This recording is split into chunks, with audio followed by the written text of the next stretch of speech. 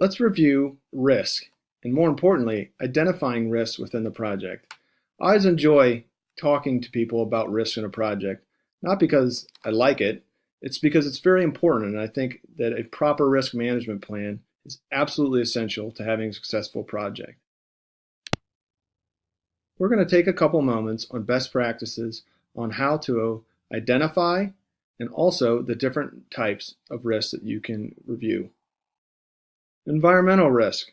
So you can see by the picture here, it's a nice, beautiful environmental slot.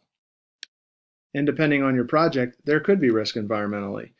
But I don't need just that when you think of environmental. Think of your corporate culture, the environment the project is going to be executed in. Also, what is the economic climate that your project is being executed in?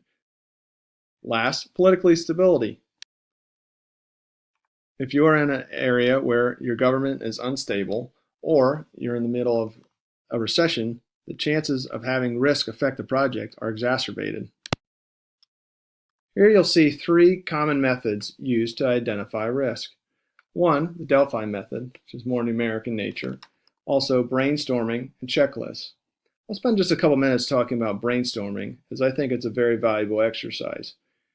By getting all the stakeholders of the project in a room and to sit down and dedicate time to actually think from all their different unique perspectives of things that could happen, you often will receive a greater variety of potentialities of risk in the project and come up with weighting of how likely a certain event is to occur. I think it's important to always get the perspective of the many different people involved in the project, and brainstorming is a great way to do that. Cause and effect is another great way to analyze risk.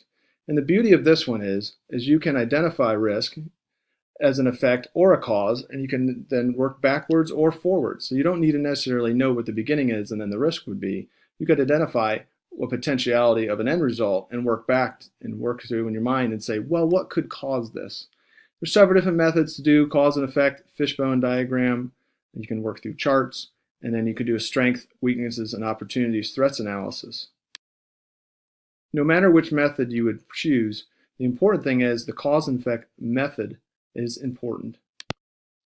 As you go through the process of identifying risk, there's a couple early warning signs you should watch out for. One, optimism bias.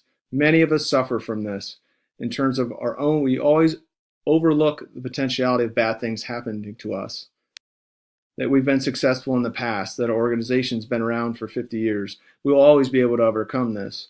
While that's great to have a positive outlook, it can be a handicap when trying to figure out the proper risk management tool. Next, groupthink. You can hear certain phrases which you can identify as groupthink. Things like, well, we've always done it this way. Or this project is just like 50 other that we've done and we've always been fine before. Lastly, organizational pressures. If there's pressure from your boss or from other parts of the organization to not report risk or to gloss over problems from a political standpoint, that's an early warning sign that there's more risk in the project than is being communicated to all the stakeholders.